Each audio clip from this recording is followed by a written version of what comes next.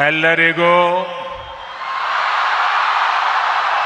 ನನ್ನ ನಮಸ್ಕಾರಗಳು।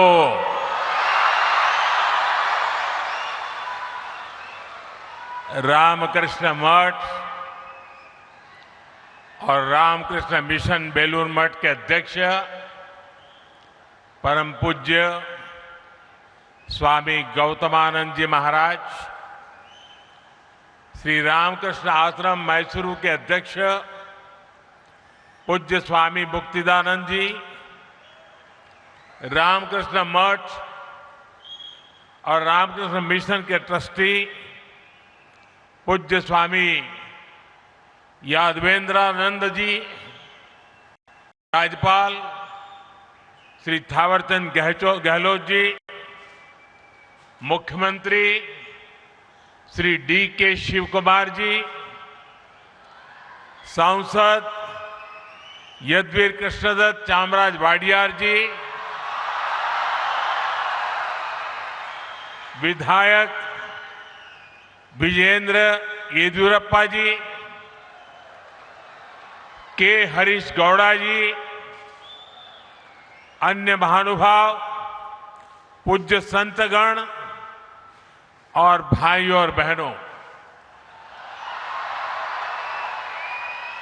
सर्वप्रथम मैं मैसूरू की अधिष्ठात्री देवी मां चामुंडेश्वरी को प्रणाम करता हूं। अभी 2 दिन पहले ही हम सभी ने गुरु पूर्णिमा भी मनाई है। आप सब जानते हैं, मेरी यात्रा जहां से शुरू हुई और आज मैं जहां हूं, इसमें रामकृष्ण मिशन का बहुत अहम योगदान है। मैं 3 महीने पहले हावड़ा में बेलूर मठ गया था। सभी पूज्य संतों से सत्संग करने का अवसर मिला था। मेरा सौभाग्य है कि आज मुझे फिर मैसूरू में श्री रामकृष्ण आश्रम से जुड़े संतों से, मेरे गुरु बंधुओं से मिलने का, उनसे आशीर्वाद लेने का अवसर मिला है। आप सभी की उपस्थिति की वजह से आज मैसूरू की इस पवित्र भूमि पर मुझे एक अलग ही ऊर्जा अनुभव हो रही है।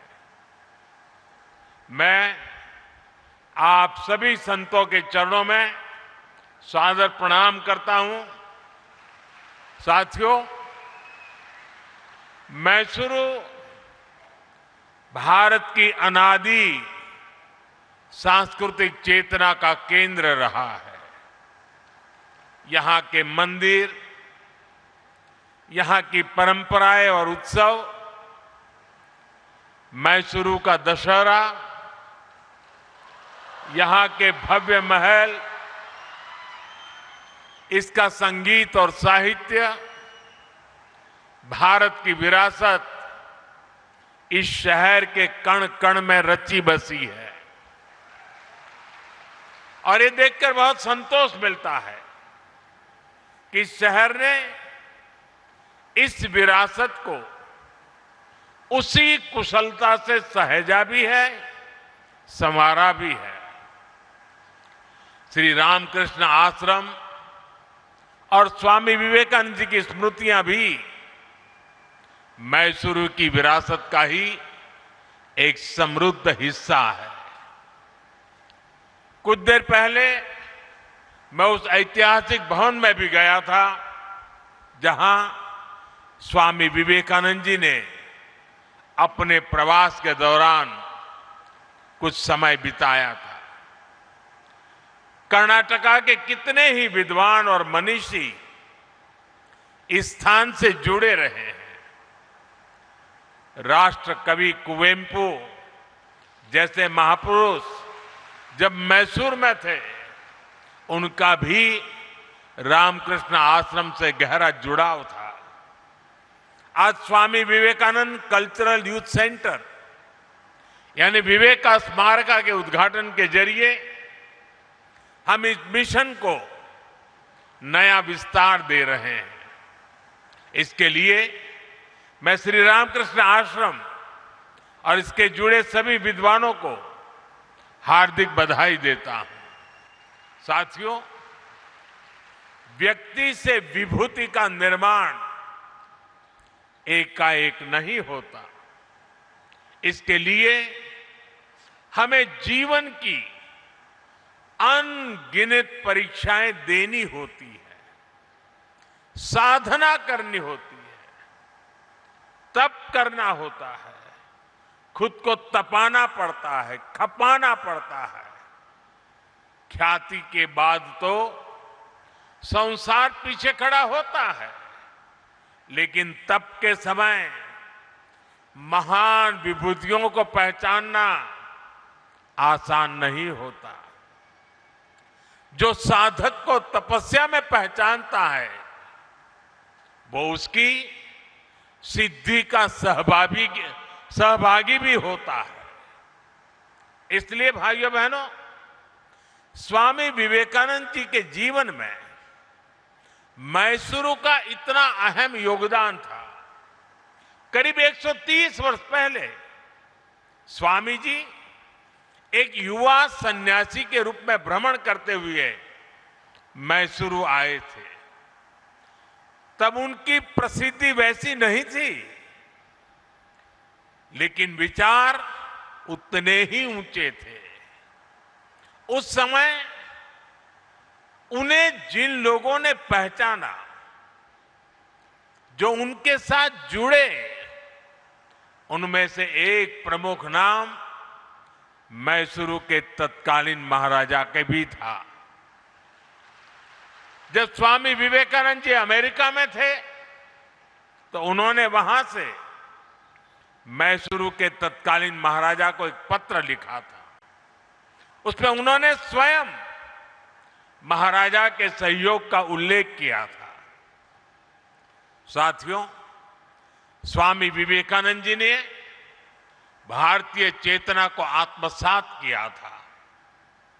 उन्होंने शास्त्रों को आत्मसात किया था, जो कहते हैं परम परोपकारार्थ यो जीवति स जीवति, अर्थात वास्तव में वही जीता है जो दूसरों के लिए जीता है। इसी मंत्र पर चलते हुए मैसूरू के इस श्री रामकृष्ण आश्रम ने पिछले वर्ष अपने 100 साल पूरे किए हैं। शिक्षा और स्वास्थ्य से जुड़ी सेवाएं हो या प्राकृतिक आपदा में राहत कार्य, श्री रामकृष्ण आश्रम ने स्वामी विवेकानंद जी की विरासत को जीवंत रखा है। मुझे विश्वास है विवेक का स्मारका साधकों और श्रद्धालुओं के लिए आत्मिक उत्थान का एक तीर्थ बनेगा। स्वामी विवेकानंद जी की प्रेरणा थी शिव ज्ञाने जीव सेवा, यानी जीव की सेवा ही शिव की सेवा है। हमें इस विवेक का स्मारक में इसलिए ऐसे युवाओं को गढ़ना है जिनके लिए समाज और राष्ट्र के हित, गरीब वंचित के दुख अपने सुख दुख से ऊपर हो। जिन युवाओं के लिए राष्ट्र प्रथम ही सर्वोपरि मंत्र हो, मां भारती की सेवा ही जिनका जीवन लक्ष्य हो। साथियों, स्वामी विवेकानंद जी युवाओं की शिक्षा को राष्ट्र निर्माण का मजबूत आधार मानते थे। उन्होंने स्वयं ये देखा था कि कैसे दुनिया के देश अपने युवाओं को शिक्षित बना रहे हैं। लेकिन दुर्भाग्य से तब भारत गुलाम था। भारत के युवा भी गुलामी की जंजीरों में जकड़े हुए थे। उस दौर से लेकर अब तक भारत के युवा ने एक लंबी यात्रा तय की है। भारत का जो युवा कभी जंजीरों में था, आज वो युवा दुनिया के विकास को गति दे रहा है। आज भारत की अर्थव्यवस्था सबसे तेजी से आगे बढ़ रही है। किसकी वजह से? भारत के युवाओं के सामर्थ्य से। आज भारत में दुनिया की तीसरा सबसे बड़ा स्टार्टअप इकोसिस्टम है। किसकी वजह से? भारत के युवाओं के सामर्थ्य से।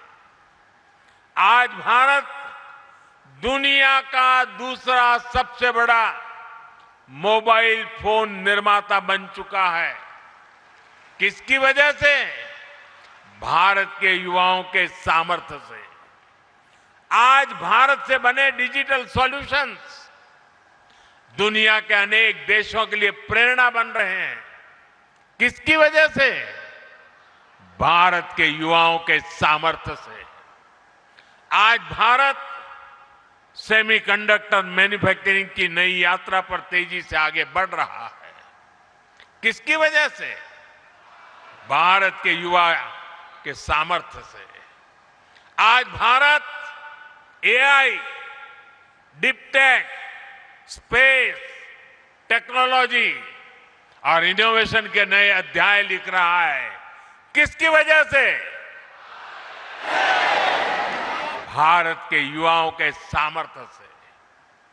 अभी कुछ दिन पहले ही हमने देखा है, भारत के युवाओं ने अंतरिक्ष में कमाल कर दिया है। पहली बार युवाओं का बनाया हुआ एक प्राइवेट कंपनी का रॉकेट अंतरिक्ष तक पहुंचा है। आज कोई भी सेक्टर हो, भारत का युवा अपना दम खम दिखा रहा है। हम सभी अपने आसपास देख रहे हैं, आज छोटे से छोटे व्यवसाय में लगा युवा भारत की डिजिटल इकोनॉमी को आगे बढ़ा रहा है। वो मुद्रा लोन के जरिए नई शुरुआत कर रहा है। वो देश की स्टार्टअप रिवॉल्यूशन को लीड कर रहा है।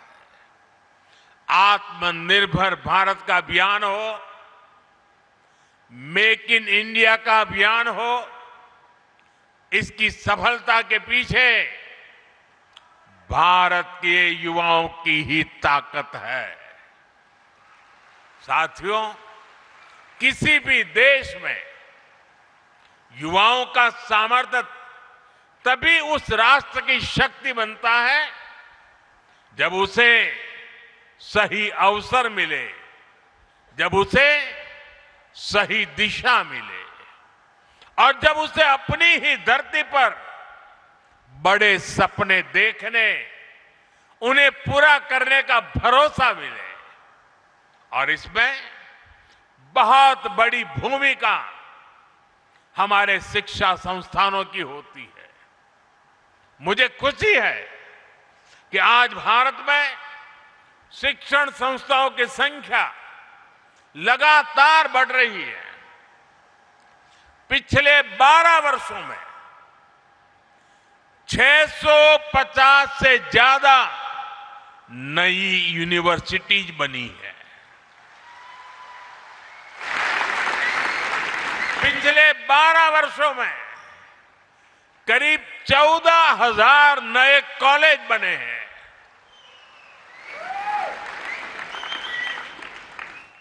4,000 से ज्यादा नई आईटीआई बनाई गई है। 9 नए IIM, 7 नई IIT और 13 नए एम्स भी स्थापित किए गए हैं। आज देश में MBBS की सीटें करीब 1,40,000 हो चुकी है। मेडिकल कॉलेजों की संख्या बढ़कर 823 हो गई है। साथियों, एक और हम एजुकेशन इंफ्रास्ट्रक्चर को मॉडर्नाइज कर रहे हैं, साथ ही शिक्षा व्यवस्था को भी आधुनिक जरूरतों के हिसाब से ढाला जा रहा है। नेशनल एजुकेशन पॉलिसी भारत के युवाओं को 21वीं सदी के अनुरूप तैयार करने का माध्यम बन रही है। साथियों, स्कूली शिक्षा में भी बड़े स्तर पर काम हुआ है। देश भर में 14,000 से ज्यादा PM श्री स्कूल विकसित किए गए हैं। शिक्षा केवल किताबी न रहे, बच्चों में इनोवेशन और साइंटिफिक टेम्परामेंट विकसित हो, इसके लिए 10,000 से ज्यादा अटल टिंकरिंग लैब स्थापित हुई है। साथियों, स्वामी विवेकानंद जी राष्ट्र उत्थान के लिए शिक्षा के साथ साथ समानता को भी उतना ही अहम मानते थे। शिक्षा में भेदभाव न हो, अवसरों में भेदभाव न हो, आज ये देश का विजन बन गया है। आज बेटियां भी सैनिक स्कूलों में एडमिशन ले रही हैं।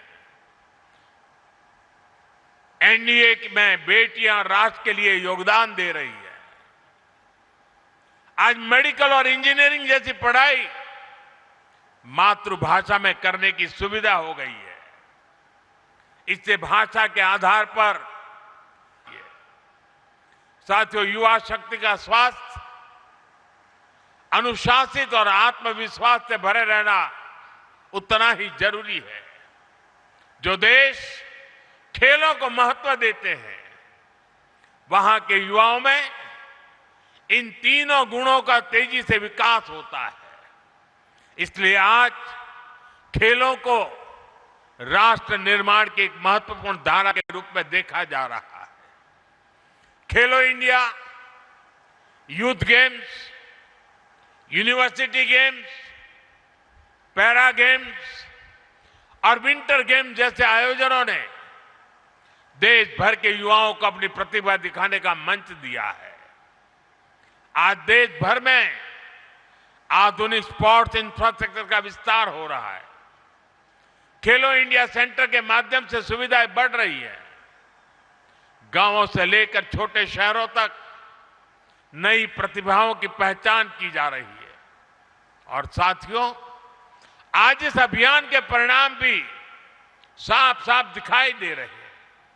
अंतर्राष्ट्रीय खेल प्रतियोगिताओं में भारत का प्रदर्शन बेहतर होता जा रहा है। हमारे खिलाड़ी नए नए कीर्तिमान बना रहे हैं। हमारी बेटियां देश का गौरव बढ़ा रही हैं। साथियों, स्वामी विवेकानंद जी की तरह हमें विवेक का स्मारक बड़े उद्देश्य के लिए कार्य करने की प्रेरणा देता है।